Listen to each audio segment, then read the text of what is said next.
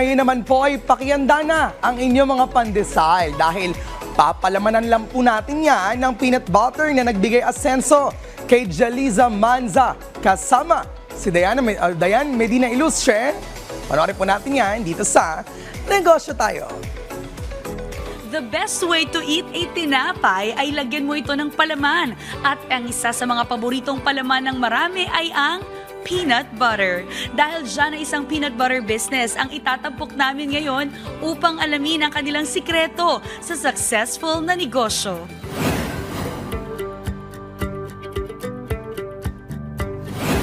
Nung pandemic ay una akong nawalan ng trabaho. Then pumasok ako sa online selling, kung ano-anong tinitinta ko.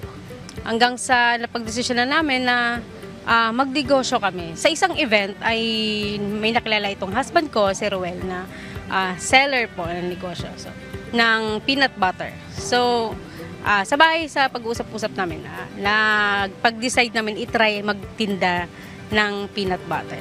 Para mas healthier version ng peanut butter, pinasok namin yung rebranding at instead of using sugar, kami ng peanut butter with stevia.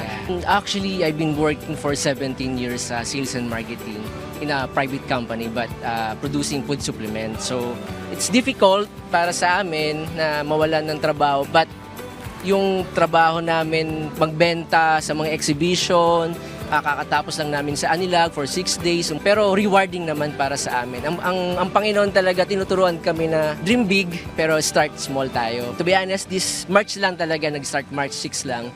But continuous by God's will, continuous tayo. Regarding sa marketing, si husband ko kasi siya, forte niya yan, no?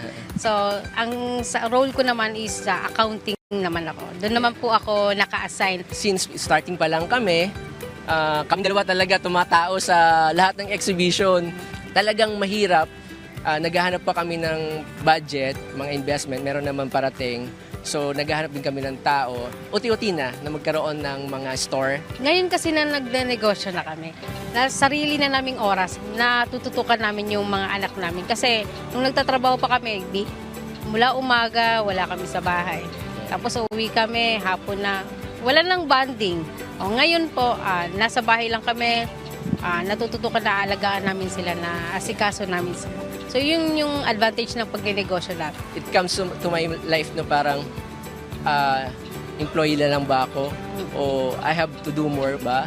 Kasi for the future sa aking mga anak, sweldo, ang work talaga is talagang malaking bagay but iba pa rin talaga yung financially stable ka, na meron kang kinikita, passive income din, sarili.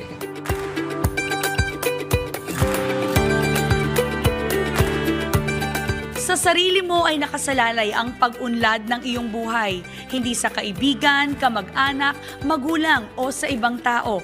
Yan ang aral na ibinahagi sa atin ng business owners at mag-asawang sina Maria Jaliza at Rogelio Ruel Manza. Magkita-kita tayo ulit mga kanegosyo para sa isa na namang inspiring business story na ibabahagi namin sa inyo.